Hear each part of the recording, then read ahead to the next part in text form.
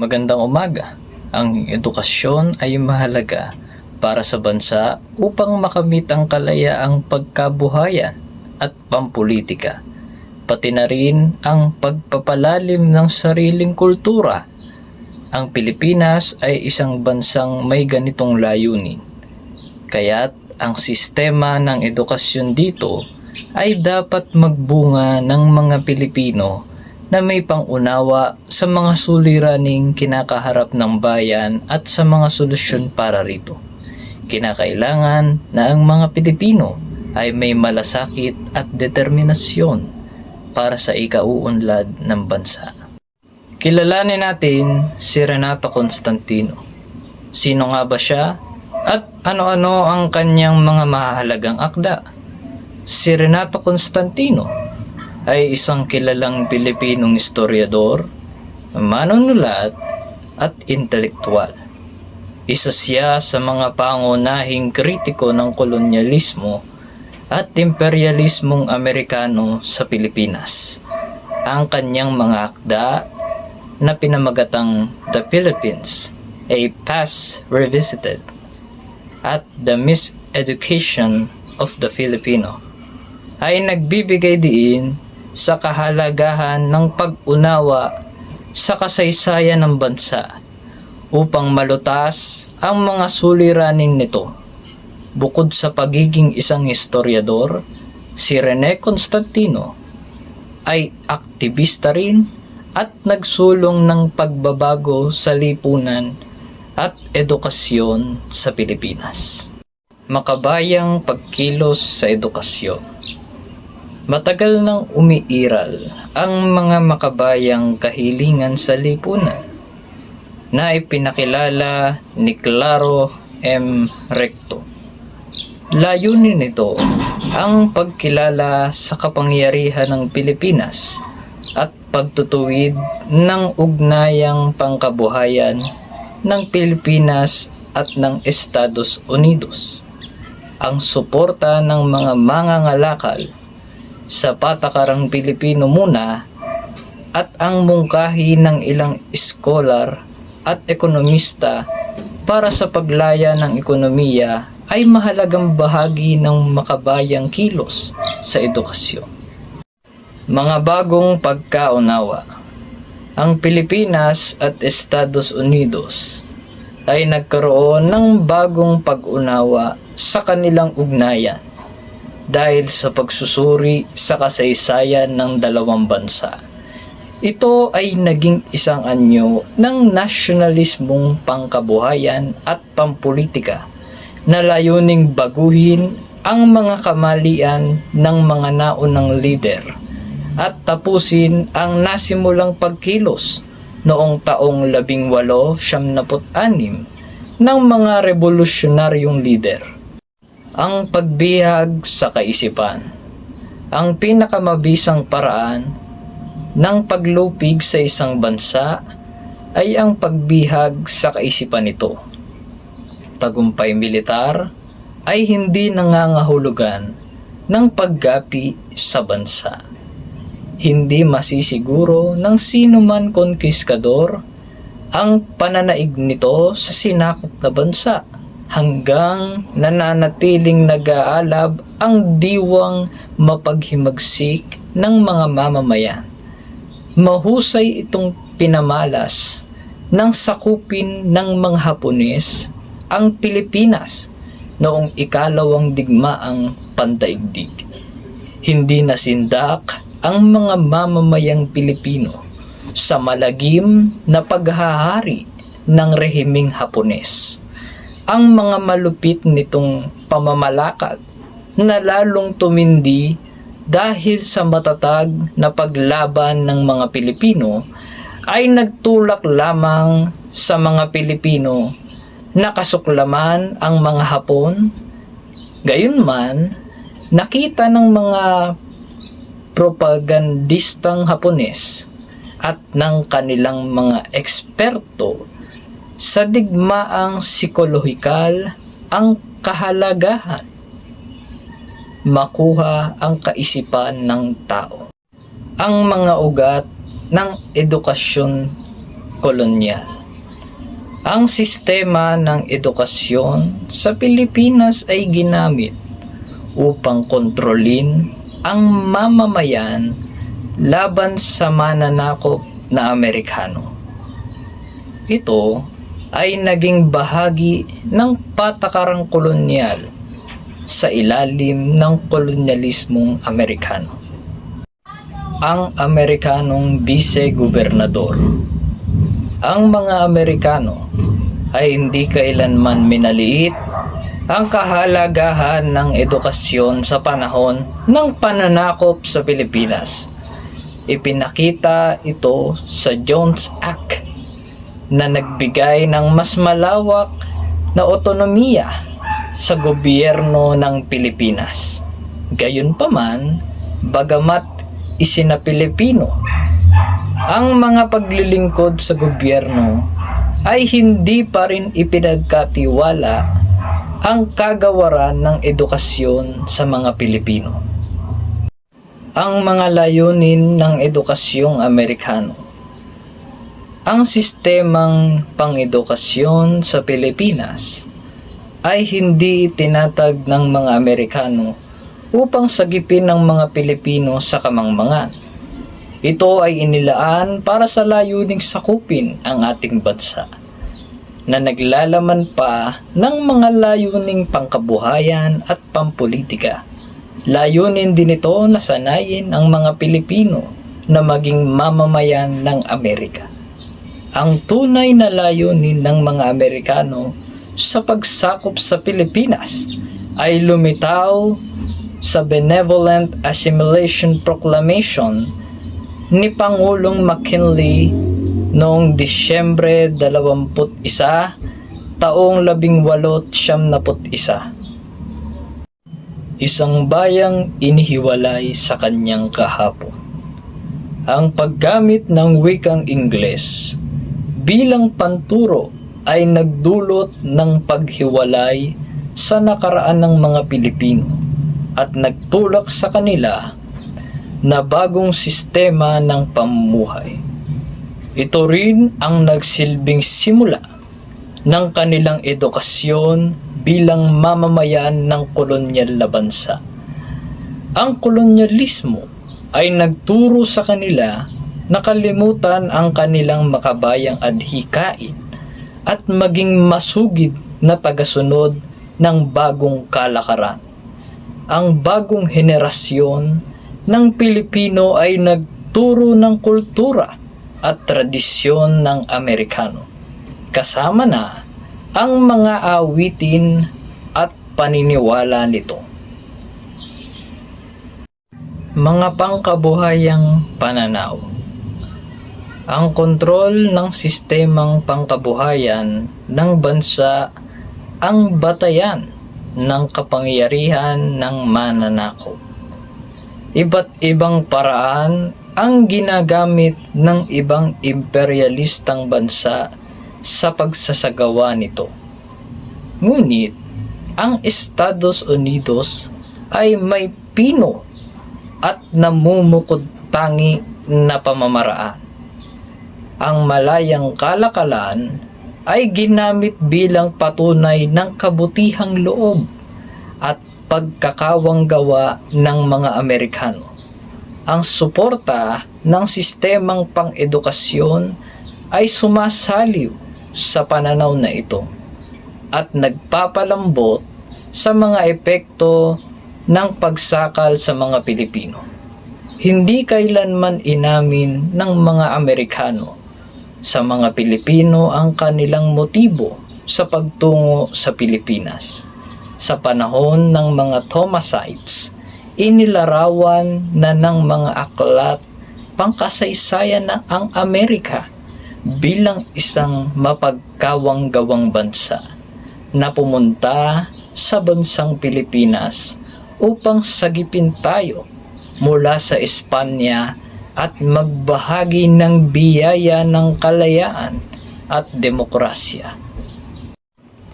Pagtatanim ng mga Amerikanong institusyon pampolitika. Ang edukasyon Amerikano ay nagdala ng mga Amerikanong kaisipang pampolitika sa Pilipinas na humantong sa pagtatayo ng mga institusyong pampolitika. Ipinaliwanag ni Claro M. Recto sa pamamagitan ng kanyang talumpati sa pamantasan ng Pilipinas.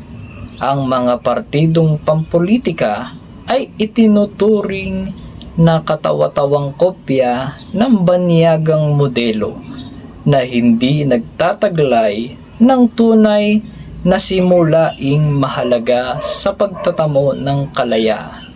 Sa panahon ng kolonyalismong Amerikano, ang mga partidong ito ay naging kasangkapan ng kolonyalismo kaysa tagapagpaliwanag ng kagustuhan ng mamamayan. Ang pagtatanim ng mga institusyong pampolitika ng Amerikano sa Pilipinas ay hindi naging madali dahil sa kanilang hangarin na mapanatili ang kontrol sa Pilipino. Ang mga pinuno ng gobyernong Amerikano ay ipinagpilitan ang kanilang sistema ng demokrasya sa Pilipinas. Bagaman ito ay hindi tugma sa katutubong kultura at kaisipan, ipinakilala ng mga Amerikano ang kanilang mga institusyong pampolitika bilang nakabuti sa mamamayang Amerikano na humantong sa pagkasupil ng mga katutubong institusyon at kaisipan ng demokrasya sa Pilipinas. Pangangailangan ng muling pagsuri.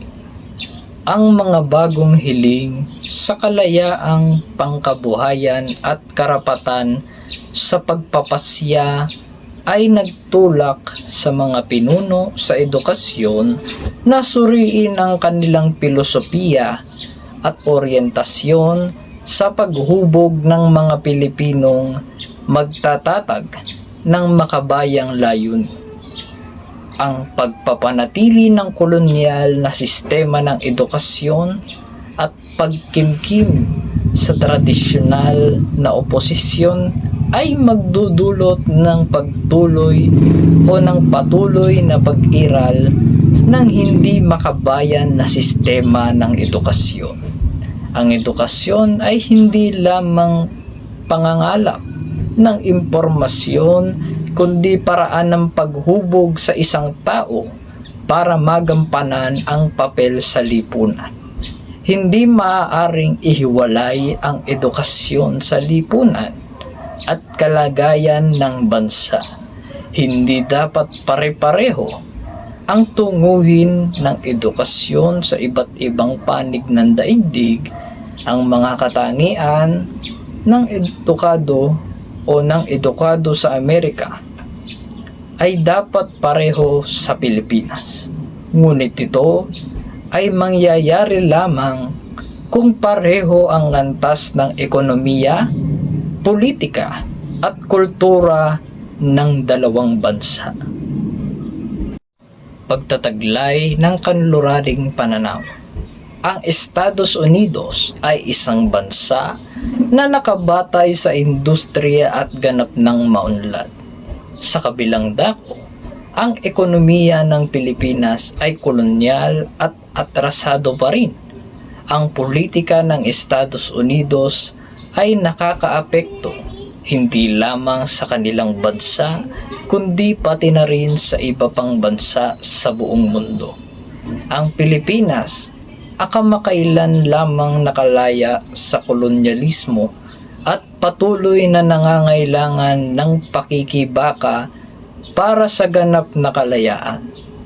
Ang Estados Unidos ay may masigla at matingkad na kultura na malayang umunlad ng walang balakid mula sa ibang bansa. Ang kanilang katutubong kultura ay ipinagmalaki at hindi naapektuhan ng dayuhang impluensya na maaaring makasira o magpalabo sa kanilang kasaysayan at kalakaran. Mga Pilipinong makadayuhan, ang pangunahing dahilan kung bakit hinayaan nating makontrol ng dayuhan ang ating ekonomiya ay dahil sa pagpapahalaga natin sa mga dayuhang nagkakamal ng kayamanan sa ating bansa. Ipinagmamalaki pa natin ang kanilang tagumpay kahit na ang benepisyo ay hindi pantay para sa lahat. Kahit may mga pagkilos para sa nasyonalismo, marami sa ating mga kababayan ang walang pakialam dahil sa kawalan ng damdaming makabayang nag-uudyok sa kanila na ipagtanggol ang ating mga kababayan. Ang mga suliranin ng wika. Ang pinakamalaking suliranin sa sistema ng edukasyon sa Pilipinas ay ang usaping ng wika.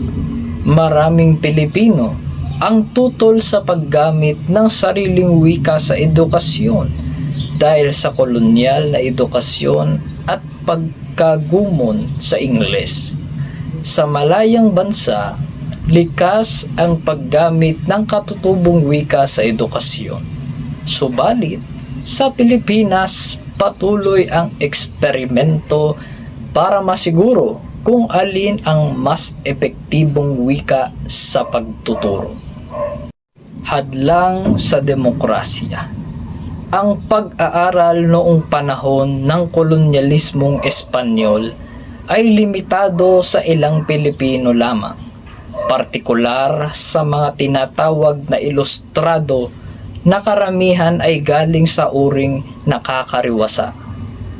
Ang ilustrado ay nagmumula sa mga piling pamilya na may kakayahang mapagdala o magpadala ng kanilang mga anak sa ibang bansa para mag-aral. Ito ang naging dahilan kung bakit ang edukasyon ay naging isang pribilehiyo at nagkaroon ng malaking agwat sa pagitan ng ilustrado at ng masa. Bagamat marami sa mga ilustrado ang naging bahagi ng kilusang propaganda, ang kanilang layunin ay reforma lamang sa kolonyal na pamamahala ng mga Kastila. Balakid sa pag-iisip. Ang paggamit ng dayuhang wika bilang wikang panturo ay nakakasagabal sa pagtuturo. Sa halip na direktang matuto ang mga bata sa kanilang katutubong wika, kailangan muna nilang matutunan ang wikang banyaga bago ito isantabi. Kahit na may hangarin ang Amerikano na bigyan ng isang wika ang bansa, ang matagal na panahon ng edukasyong Amerikano ay nagpapakita ng masamang epekto ng dayuhang wika sa pag-aaral. Kahit na nauunawaan na ngayon ang wikang pambansa sa buong Pilipinas, hindi pa rin ito ginagamit bilang wikang panturo dahil sa mga argumento ng gastos at kakulangan.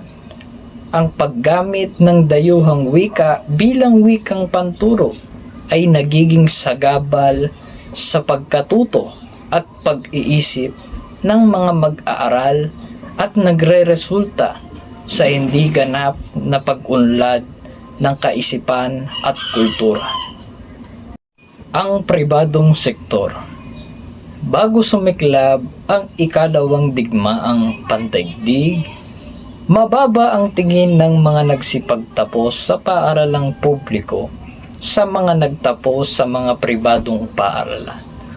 Itinuturing ng marami na mas mahusay ang mga nagsipagtapos sa paaralang publiko kaysa sa paaralang pribado.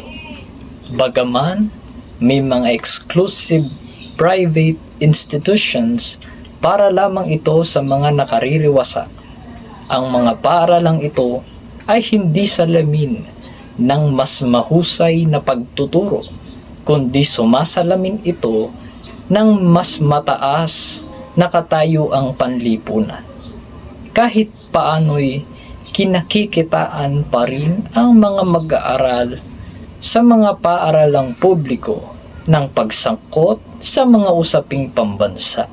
Ang mga bakas ng makabayang tradisyon ay nananatili sa kamalayan ng mga magulang na naging kalahok ng revolusyon na kanilang naipamana sa kabataan. Iba pang mga dayuhan ng edukasyon. Ang mga kahinaan ng sistemang pang-edukasyon ay naging dahilan ng pagkawala ng makabayang adhikain. Ang mass media at mga instrumentong pangkultura ay winawasak ang anumang natatamo ng ibang larangang pang-edukasyon. Ang pananaw ng mga Pilipino ay sinisira ng mga balita, pelikula at iba pang mga kagamitang pangkultura na halos galing lahat sa bansang Estados Unidos. Ang mga Amerikanong pelikula at comics, pahayagang Amerikano at pag-aaral ng libre sa Estados Unidos ay nakatulong sa pagiging halos Amerikano ng ating pananaw. Hindi makapangingibabaw ang kulturang Pilipino kapag hinayaan ang pagbaba ng mga pangkulturang babasahin at panooring galing kanluran na tumatabon sa mga maliit nating pagsisikhay na maisagawa ito. Kailangan ng mga Pilipino. Ang edukasyon ng Pilipino ay dapat maging isang Pilipinong edukasyon. Dapat itong ibatay sa mga pangangailangan at adhikain ng bansa. Ang layunin ng edukasyon ay hindi lamang ang makalikha ng mga lalaki at mga babaeng marunong bumasa at sumulat at marunong magkwenta. Pangunahing layunin nito ang mahubog ang isang mamamayan na may malasakit sa bayan at nauunawaan ang kanilang pagiging makabansa. Isang mamamayang binibigkis ng layuning paunlarin ang buong lipunan, hindi lamang ang kanilang mga sarili. Oo nga't itinuro sa mga mag-aaral ang buhay ni Jose Rizal at Andres Bonifacio. Ngunit hindi iniaakma ang kanilang mga aral sa kasalukuyang suliranin ng ating bansa at itinuturo ang kanilang buhay bilang mga maikling kwento tungkol sa mga nakalipas na pangyayari na ikinasisiyang pakinggan ng mga bata. Natutuhan nating gamitin ang mga pamantayang Amerikano sa ating mga suliranin at tinitignan natin ang maagang bahagi ng ating kasaysayan mula sa pananaw ng mga dayuhan. Marami tayong natutuhang bagay, ngunit hindi umunlad ang ating mga pananaw. Hindi halos tumanim sa kamalayan ng mga mag-aaral ang wastong pagmamalasakit sa mga bagay na likas sa Pilipinas at ang pagmamalasakit sa kinabukasan ng ating bayan. Nag-aral ang mga bata upang makuha lamang ang diploma. Maraming bagay silang natutunan, ngunit hindi nila nasasapol ang makabayang pananaw dahil mababaw lamang ang kanilang pagkatuto na kadalasan ay mga anyo at hugis lamang ng mga bagay at hindi ang mga diwa at katuturan ng mga iyon. Ano ang dapat maging pangunahing layunin ng edukasyon sa Pilipinas? Para lamang ba tayo matutong sumulat at bumasa? Kung ito lamang ang layunin, walang patutunguhan ang edukasyon. Una sa lahat, kailangan nating tiyakin ng edukasyon ang kaligtasan ng ating bansang Pilipinas. Walang anumang patakarang pangkabuhayan at pampolitika ang magtatagumpay kapag hindi itinanim ng edukasyon sa kabataan ang tamang pananaw na magtitiyak ng pagsasakatuparan ng mga tao o ng mga layunin at patakarang ito. Dapat ituon ang mga patakarang pang-edukasyon ng Pilipinas sa paghubog ng mga Pilipino. Dapat din natiyakin ng mga patakarang ito na ang mga paaralan ay humuhubog ng mga lalaki at ng mga babae, na ang pananaw ay ayon sa mga pangangailangan ng bayan. Sa nakalipas na mga rehimeng kolonyal, naging kasangkapan ang edukasyon sa paghubog ng mga Pilipinong naninikluhod sa mga mananakop. Dinakila nila ang mga dayuhang mananakop na ito. Sa uling pag-aaral sa mga klasikong akda ni Renato Constantino, natuklasan natin ang kalakip na halaga ng pagbubunyag sa Pilipino sa kanilang sariling kasaysayan at pagkakakilanlan na nagmumula sa isang matapat na Pilipinong pananaw na hindi naaayon sa pananaw ng dayuhan. Ako po, si Justin Cedric Magbalita, inihahayag ang mga layunin at mga katagang ito. Maraming salamat sa inyong pakikinig at magandang araw sa inyong lahat. Pagpalain kayo ng ating Panginoon Diyos.